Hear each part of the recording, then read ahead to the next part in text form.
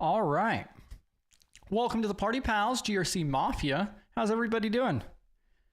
I see bdubzz, Rania, Jeffrey, Bentech hopping in chat. And also, I'm sorry, I am going to struggle with the name. I could drop the stage link if you would like, and you can come up and try to help me on the pronunciation. But welcome to the party, pal, GRC Mafia. All right, let's go ahead and get going. So today we're going to be doing more like a deep dive on VLANs. I'm going to go ahead and blow through this introduction to begin with, and then we'll go ahead and go through the presentation. I have a bunch of resources that will coincide with this as well. Ironically, networking is not my suit. I am not a big fan of networking. It is extremely important to know about and understand, but it is not a favorite of mine whatsoever. So let's go ahead and get through this together here. And welcome to the party, pal, as well. I see Cam Glugnant. Probably going to butcher the names. And then also Yalamed. See, I'm learning slowly. All right, let's go through here. Yeah, computer networking, bdubzz.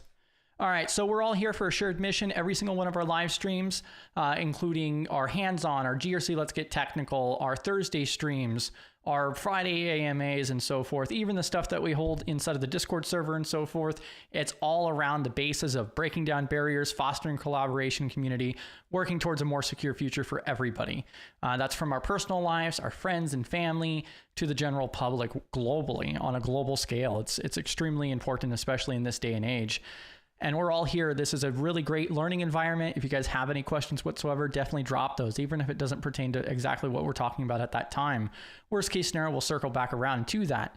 Like I said, like I've been saying in the last few streams, is I'm probably going to take the schedule out here. I believe everybody's kind of getting a hang of it. But Monday and Tuesday, we're doing the GRC Let's Get Technical. We just went through and started to do the NIST CSF 2.0 assessments themselves. We're going to start with the third party starting next Monday. And then next month, we're going to be doing a lot of policy development, which I do have a pull up inside of the Discord server. If you guys want to go ahead and vote on that, that would be awesome, because I'm trying to figure out the scheduling for next month. And then today is our Wednesday. Let's get, GRC, let's get technical. We kind of started out with some of the different foundations, and then there was a particular question around VLANs, which is a really important thing. It's a really cool security feature, but it has other benefits as well. So I wanted to kind of do a little bit more of a deeper dive on it.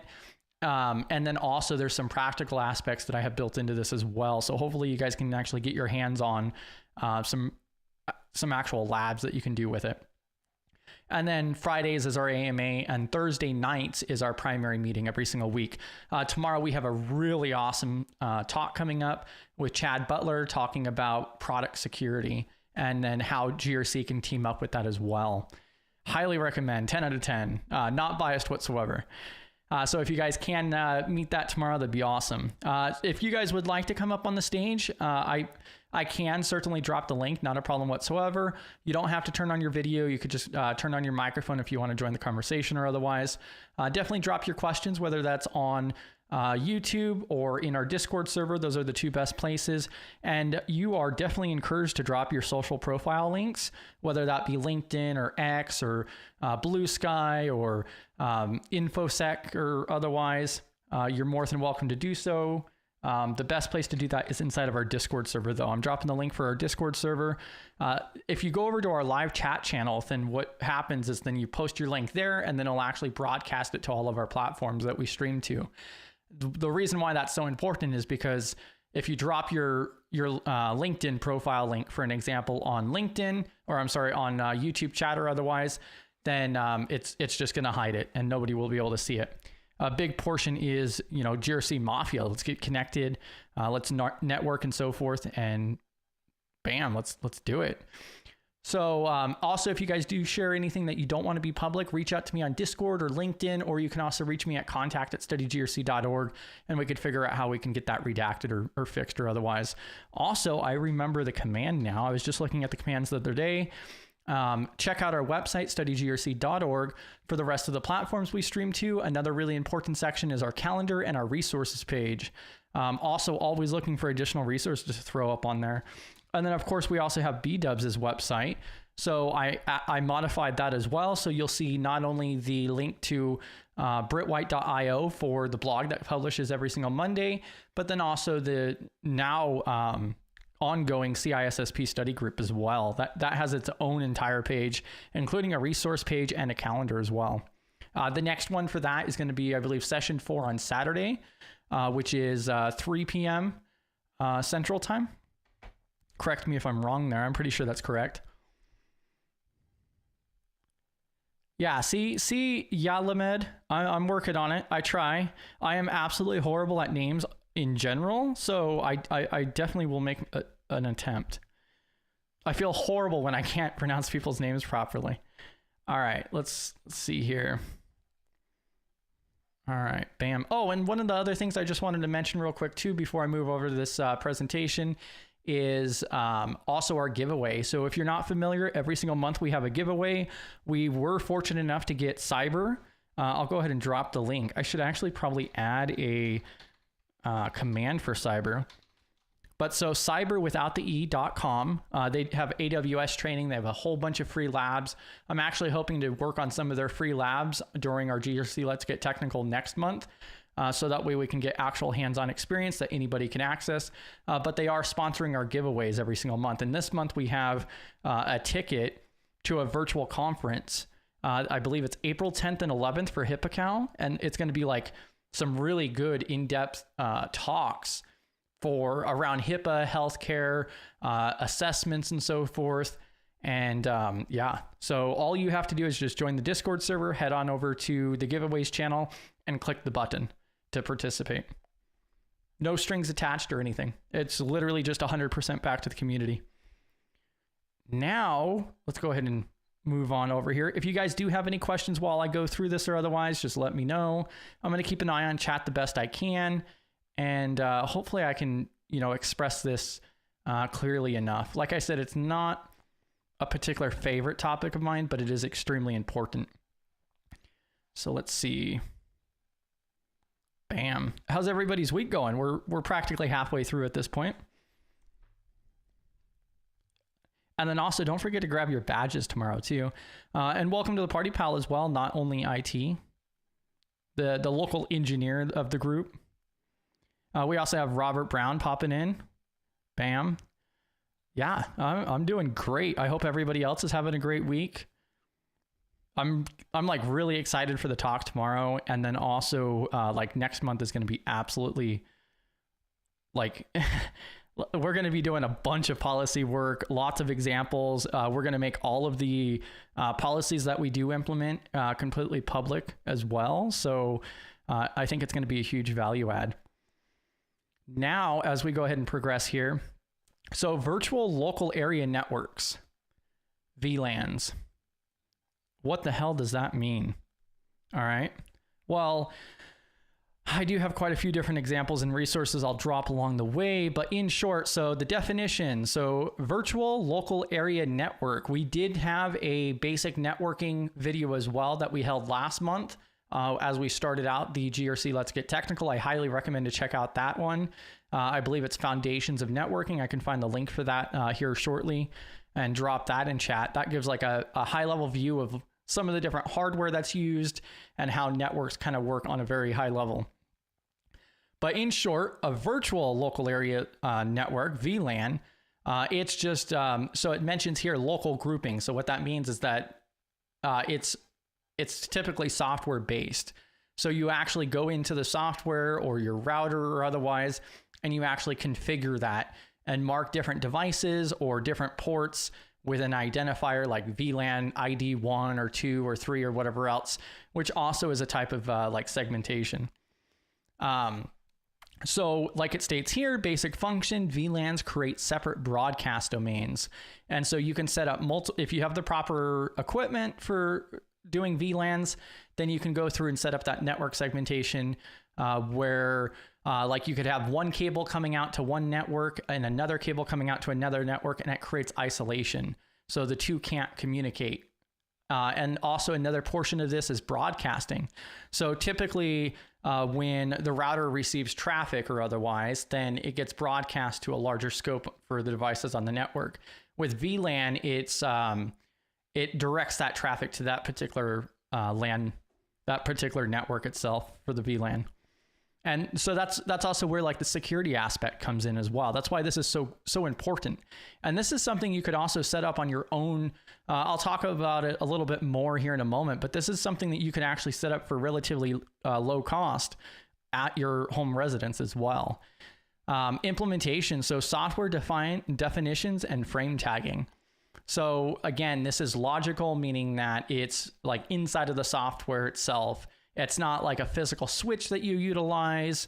I mean, technically you do use a network switch, but for the VLAN function itself, it's logical, it's software based. All right, so why would we use VLANs? So like I mentioned, the broadcast traffic, one portion of that is, it does help a little bit with the load. So like, let's say you have 50 different devices on a network. You go ahead and you get a packet that's coming in. Why would you need to broadcast that across the network? There's not really a necessity to do so. And you could utilize VLANs to reduce that load and make it more direct. And like it states here, is improving overall network performance and efficiency. And there's a couple really great examples here. Let me see if I can pull one of these up. So, so this is an image of just an example diagram. And I want to try to use some of these different visualizations throughout this, so that way you guys can develop a better idea here. And you could see here that we have like a switch here in the center. Let me go ahead and zoom in more here. So we have a actual network switch or router here, and then we have multiple different cables coming out, which is typically going to be Ethernet cords, which I had shown before. I just happen to keep these, close and handy and so forth. And so I know my camera is a little bit up in the corner here, but you could see, you guys are probably familiar with Ethernet cords that plug into the computer and into your router and so forth. That's typically what you're going to work with. And then you could see here on this diagram that they have these different cables coming out. So managing director, accounting, sales, shipping, product design. So they're splitting this up by department, which is a pretty common way, I would say, that VLANs are separated out.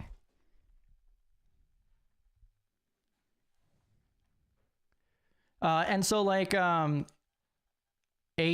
mentions, no, that is not a great description for broadcast. Think broadcast on the local LAN, not at the routing layer. ARP is broadcast protocol, computers trying to find MAC addresses of other computers. So this is where they're talking about the different layers, which I could pull up like the TCP IP diagram as well here. Let's see. Brexy also mentions that VLAN is a great and cheap way to do network segmentation. So, and that's one of the things that I wanted to also show is that you can pick up some of these devices, some of the different network switches for 30, 50 bucks, and do your own thing at home as well. There's also another software called pfSense that I wanted to drop a link for as well. Let's see. So let me go ahead and transition back over here. So enhanced security, that's where the isolation portion comes from. Now, also, I do want to mention that although there is isolation between them, I don't know how well you should really rely on that. Of course, you want to have defense in depth and so forth. There's so much more that goes into this. Misconfiguration ability and everything else. Just because it's isolated doesn't mean it's impossible whatsoever. So there's definitely different TTPs, tactics, techniques that could be utilized against this as well. There's also another web page here that I'm going to pull up as well. Let me go ahead and move over here. So I'm going to actually drop this one in chat right now. And so this is actually talking about the VLAN tagging. But one of the big reasons that I wanted to pull this up is because this has some of the different terms and definitions here as well.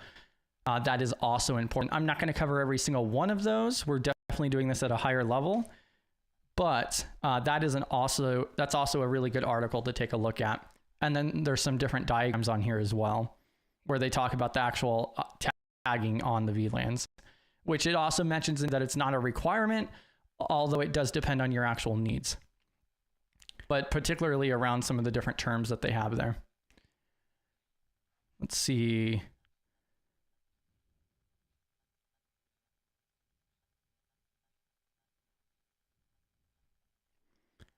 Yeah, and so like Brexy mentions that before VLAN came about, the only previous way to do it was with having physically different network switches themselves.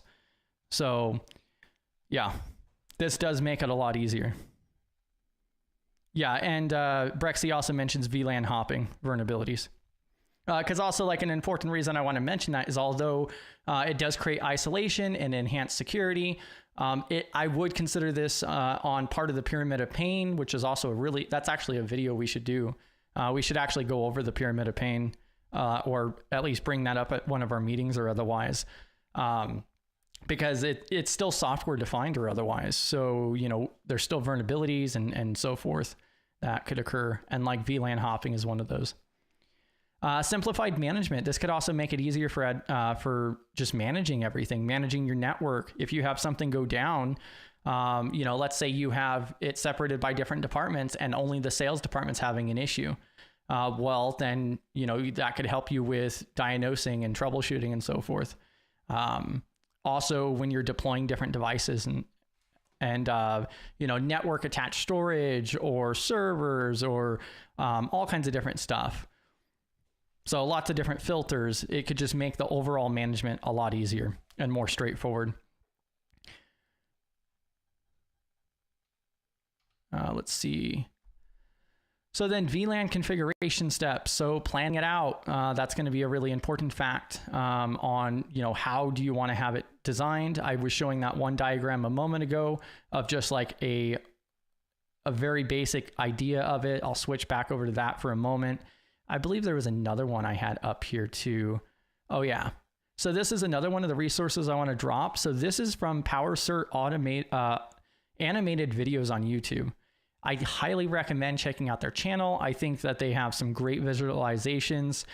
They go through and they'll explain. This is only like a 4.5 minute video where they talk about the difference between a typical network and then after you implement a VLAN and what some of the different benefits of that is. The visualizations are a particular favorite of mine. So I just dropped that in chat. And so this gives you a little bit of an idea. So we have some of the different ports that are coming out of the actual switch here that has VLAN set up. There's 3 different ones, and then it's being distributed to these other devices.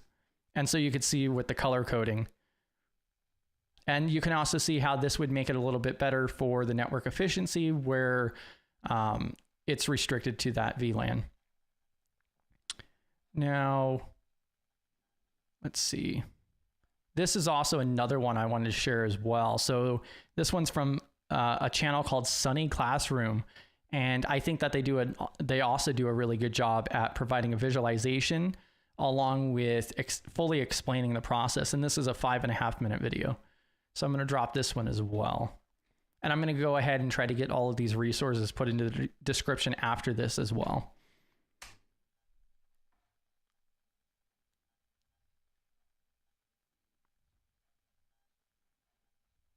Bam. And then back over to the presentation here. So configuring the actual ports, this is where I wanted to showcase this one. And this is where I wanted to mention pfSense. So this is a walkthrough of setting up VLANs in pfSense. The reason I mentioned pfSense is just because it's a freely available software that you can utilize. It has a lot of different features, including setting up VLANs. And this is something that you could set up as inside of a VM. So inside of a virtual machine on your own device. And I'm going to drop the link to this video. I think this gives a really good visualization of actually configuring virtual LANs. And then this is the documentation for it. So I'm going to drop this in link as well, or drop this link in the chat as well. So this goes through and we'll walk you through the process step by step on how you could deploy it for pfSense. I think this is a really good lab that you guys can do. You can set this up. They have multiple different options here, whether it's through Proxmox, Hyper-V, VMware. VMware is a pretty popular one that a lot of people use for virtual machines. They also have some other options as well. Like you could even install this out into the cloud and some other options too. And so if I swap back over to this video here, you can see where I paused it on the screen here is it's literally just an interface on the software. So you go to it's kind of like a router when you just sign into the panel itself, and then you can see here firewall roles, and then they added a subnet there basically, or added another section for test VLAN. And I don't think this is a very long one either. Yeah, so this is only like a 13.5 minute video.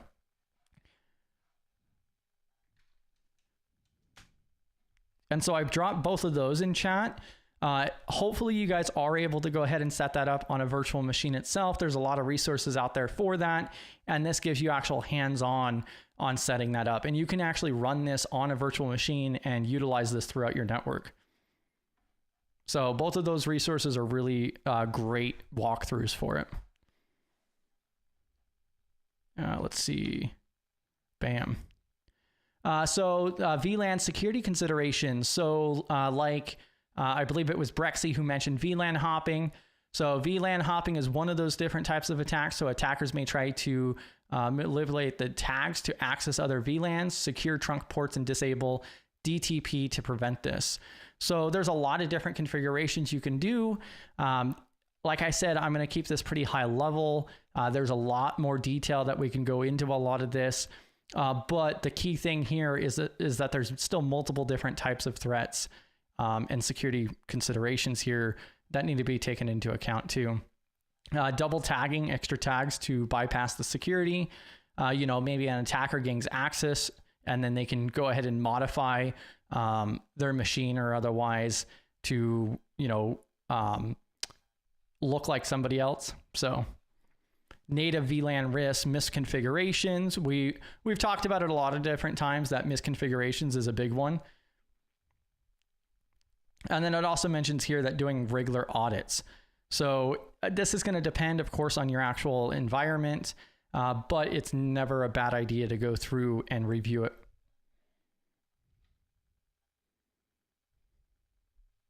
I don't think I'm even going to go over this section here. So troubleshooting the VLANs, there's a lot of information that is out there. I did provide some of these other resources on it. But yeah, there is a lot of different stuff that could go wrong when you're working on like a small home network or otherwise. It's pretty straightforward. But as you get more complicated and more devices, then it could really grow itself out. And that creates a lot. It could also develop a harder level of management, especially there's some environments where you could even restrict it by the MAC address. So each device has a MAC address, and you could assign that to a VLAN and otherwise. Now, these are some of the other tools that you can utilize. So Cisco Packet Tracer, that is a network simulator. So is GNS3. I can go ahead and pull these up. So I've played around with GNS3 before.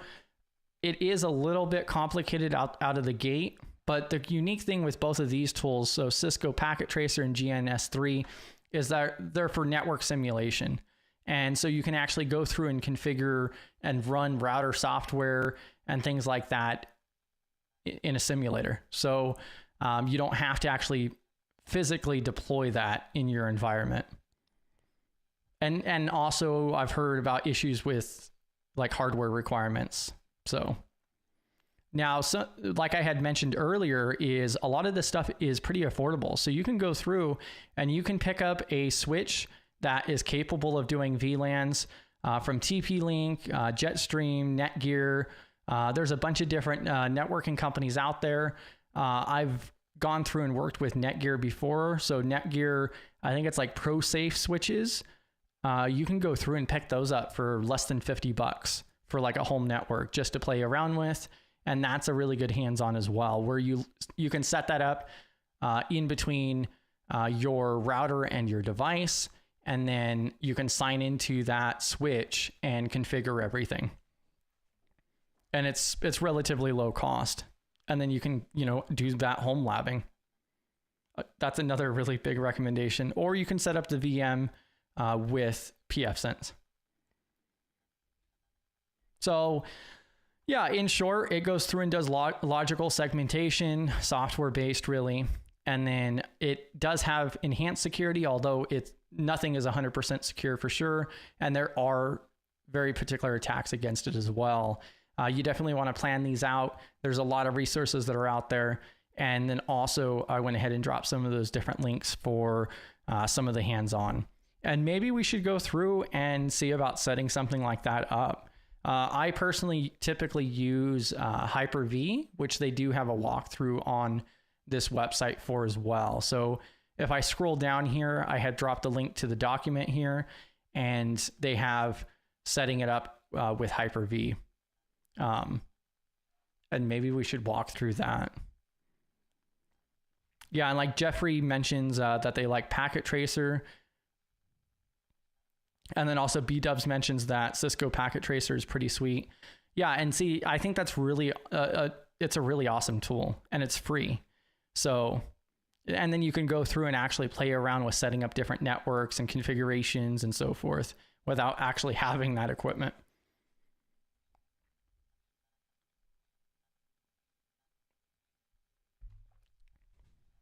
So if you guys do have any questions or otherwise, definitely go ahead and drop that.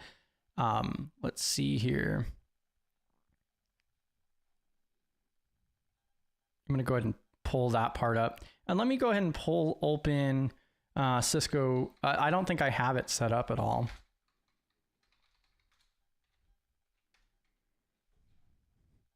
But I at least want to drop the link for it. And we had showcased this before. So NetAcad or NetAcad for Cisco's Network Academy. We had shared this before, and so this is the main page for that. And Brexy mentions you can easily practice all of these on a laptop with enough RAM, like 64 gigs of RAM, and set up multiple Hyper-V guests to simulate a small office network. Yeah.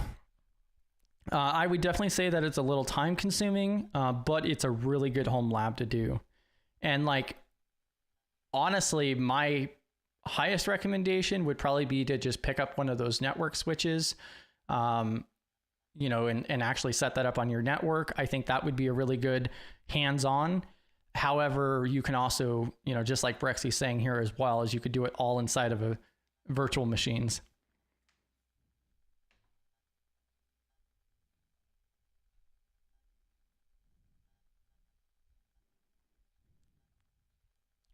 Yeah, that's very true, Rothnir. So mentioning the Pro version of Windows. So I personally use the Pro version of Windows 11 for Hyper-V.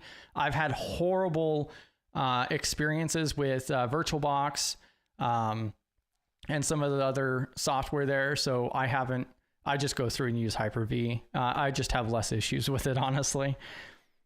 But yes, VirtualBox is going to be more accessible.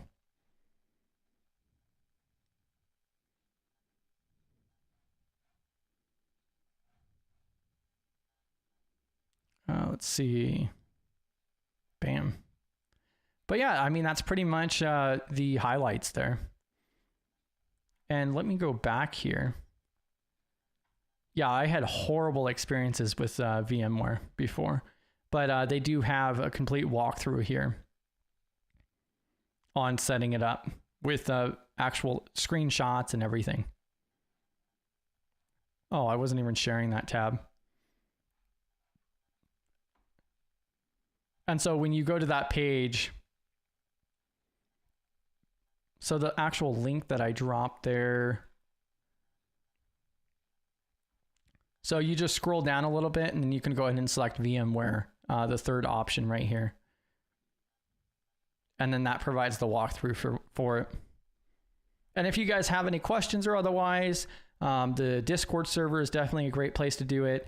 Drop it in the comments if I don't know something, then I'm sure somebody else out there in the community does. Also, another really good place I could see with this too would be the Hack Smarter community too. let's see. And I'm sure that there is a walkthrough. I haven't looked for it, but also like Brexy was saying, is going through and actually setting up multiple VMs for your own virtual setup as well. Yeah, and 8-bit mentions type 1 hypervisors like Proxmox.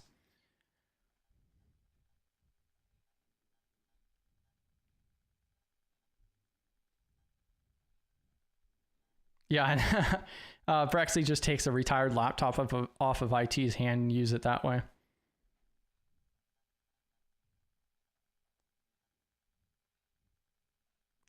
Also mentioned is you can do an evaluation copy of Windows Enterprise. It is inconvenient, but Hyper-V is better. Yeah, I don't know. I mean, I went through struggles with VirtualBox,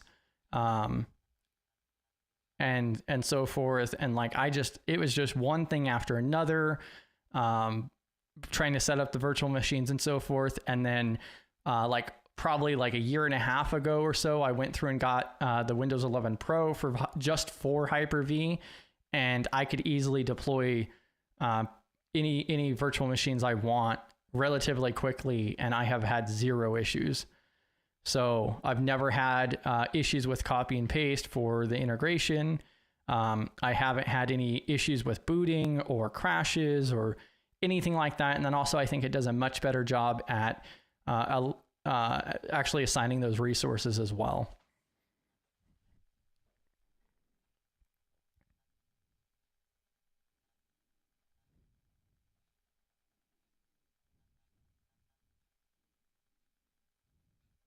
Eight-bit is pushing back on Hyper-V though. The only reason that I run Hyper-V as a primary is strictly just because I just haven't had issues with it. It just works. That's kind of like why people, go with Apple devices. It just works out of the box. That seems like a pretty common response.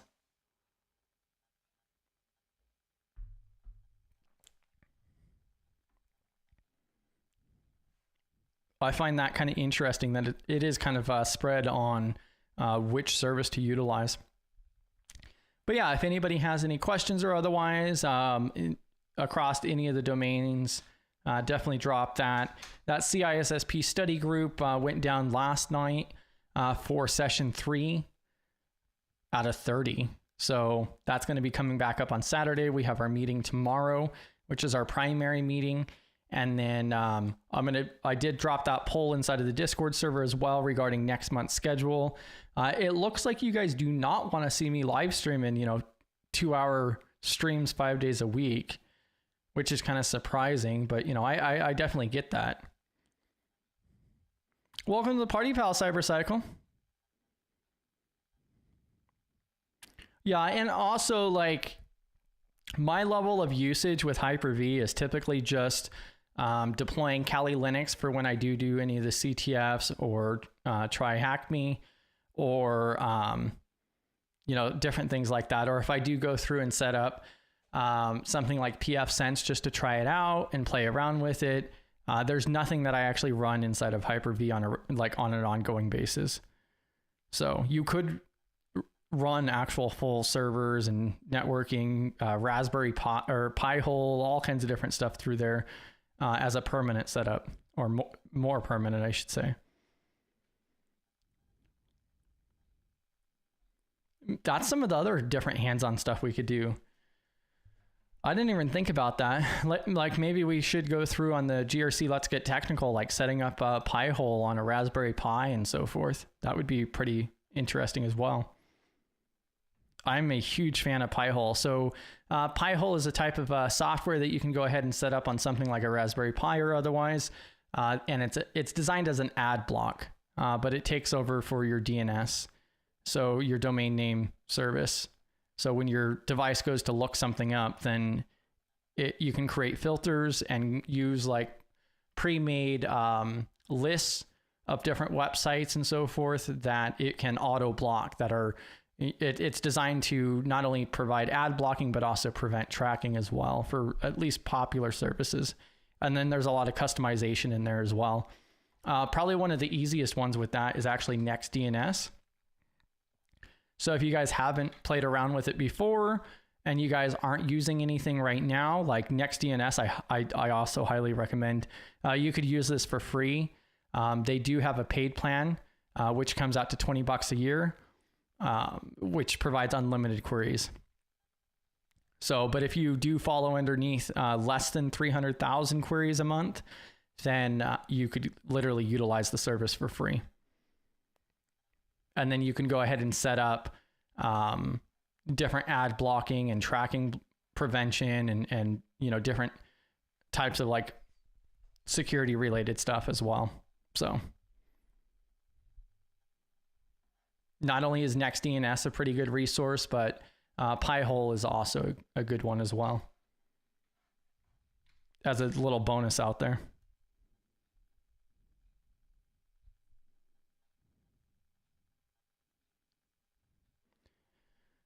I'm having issues with my VirtualBox. It doesn't let me set up Windows Pro, but I need the Pro for school exercises. Yeah, if you wanted to drop something in Discord or otherwise, I can at least get you in touch with somebody who can help you with that. Like I said, like I just always had issues with VirtualBox.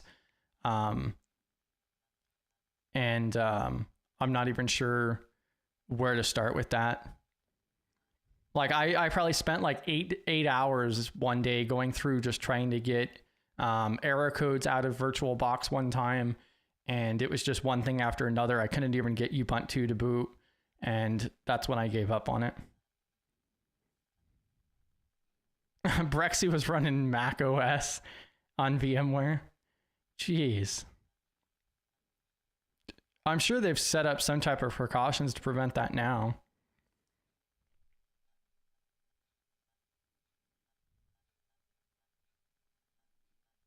Yeah. But yeah, if you're having issues with setting up like Windows Pro and VirtualBox, definitely drop something on Discord, and then worst case scenario, I can get you in contact with somebody who can, you know, provide some assistance with that to see if we can get that working for you. I don't know enough about VirtualBox at this time, so I don't use it anymore. It's been a while.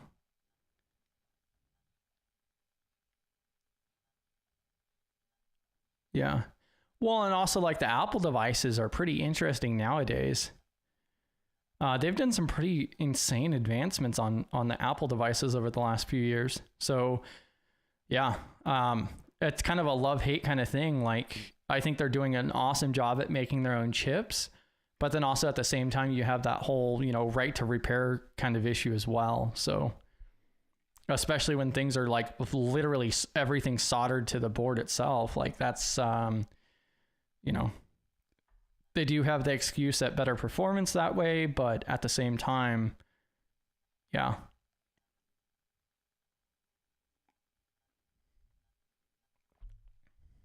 I mean, when you pick out a new Apple device, you better pick how much storage and RAM and so forth you want out the gate. But yeah, if anybody has any questions or otherwise, definitely drop that. Otherwise, I'm probably going to go ahead and bring this to an end here. So we do try to kind of average these out to about an hour each. But also, like for an example, yesterday, I think we went 2.5 hours for an example. 8-bit mentions that vendor lock-in, probably in regards to Apple. Yeah, but I mean, if you really think about it, isn't there really a pretty big thing with vendor lock-in already? Like, I mean, look at how many options we have on the market when it comes to computers in the first place. So you really have, you know, Linux, distros, Windows, or Mac OS. So really you have like 3 different options. And then on top of that, like, okay, well, if I want a game, then, okay, Linux is out of realm, you know, and then, oh, graphics cards. What graphic cards are out there? Oh, okay, we got AMD and we got GeForce, NVIDIA. All right, so we have 2 options on that, unless we go with Apple with their built-in GPU. So yeah, I don't feel like there's very much choices out there in the first place.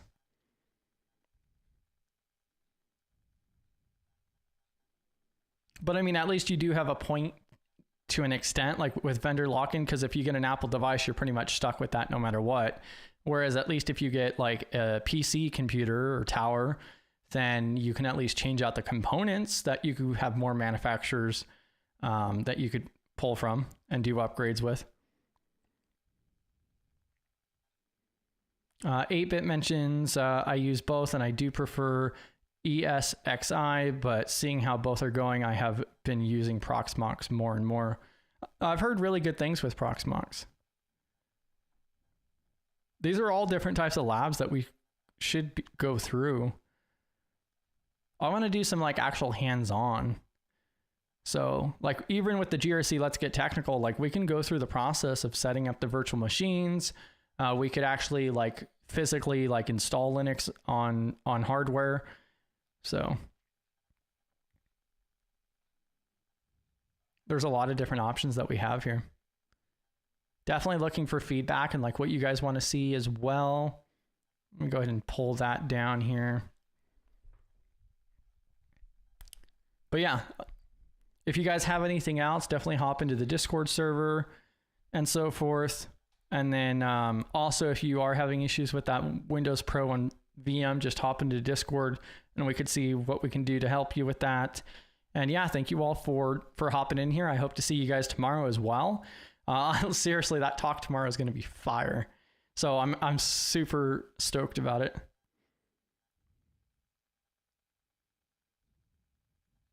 Oh, and 8-bit is like sending me resources in real time.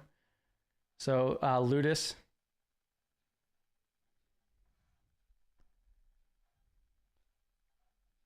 Let's see here.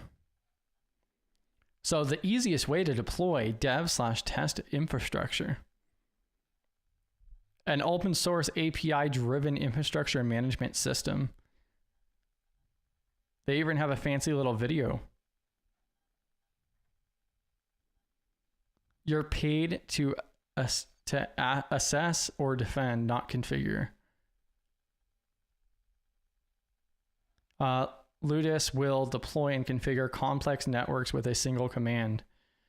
This sounds kind of like sketchy to an extent, but I mean, if it works, right?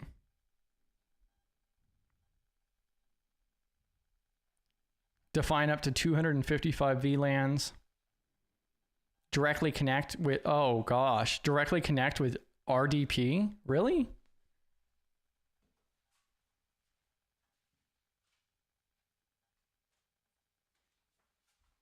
I'm sorry, I just had to grab my sticker here really quick. So, you know, Pwn RDP. Bam. This is why I don't like to use stickers, so I could, you know, just throw them up on live stream.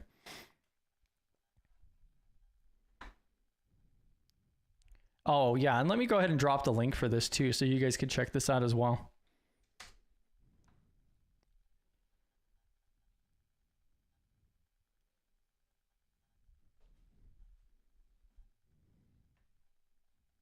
But yeah, sounds like some awesome stuff there. Also, Jeffrey mentions starting to roll out Proxmox in home lab. Bam. Let's go. All right, so yeah, again, I'm going to go ahead and end it here. Thank you all for hopping in and joining me. If you guys have anything else, definitely hop into Discord. I'll catch you guys inside of Discord the rest of the day, but then also at tomorrow night's meeting as well. You guys have a great rest of your day. Congratulations on making it over or almost halfway through the week at this point.